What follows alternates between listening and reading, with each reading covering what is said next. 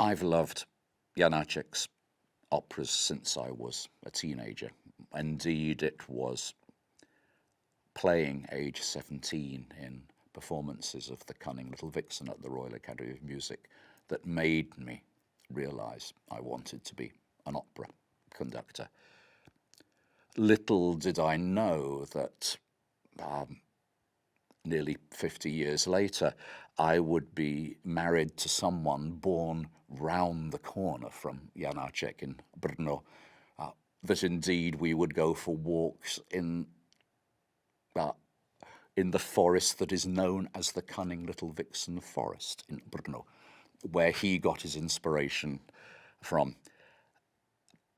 When we first played the Cunning Little Vixen here, which has long been one of my favorite pieces, we played with the LSO, and I realized that this is music that suits this orchestra so perfectly, with their virtuosity, with their passion, but with their sense of humor and their refinement. And we decided almost immediately that we should just simply do all of them and record all of them. And strangely, since Sir Charles Mackerriss's extraordinary recordings from more than 30 years ago, there have not been a series of new recordings. And we felt now that there is an international generation of singers who can also sing in the very idiosyncratic Czech language, the multiple consonants of which I hear every day at home.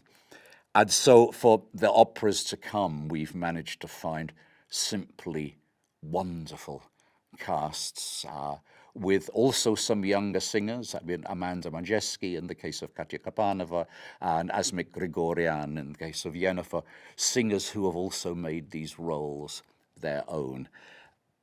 I can't wait to come back and explore these pieces which have run through my entire musical life, and also just simply to see the joy on the orchestra's face as they realize that these are some of the most important masterpieces of musical theatre. They are.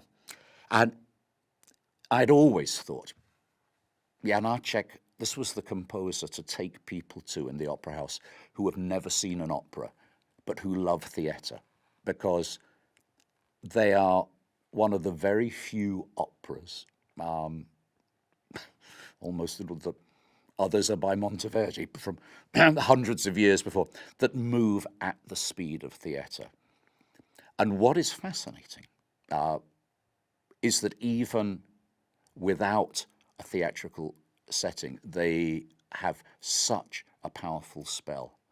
But there is no getting away from it. He has such a profound understanding of people's psychology, particularly women's psychology, that it is the women who are the strong characters in these pieces.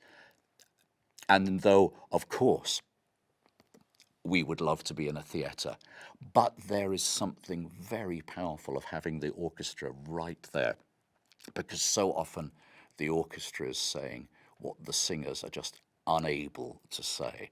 And so much of the actual speaking comes from the orchestra. And so we'll have this very much in close-up. What a joy, what a privilege to be able to do these pieces here.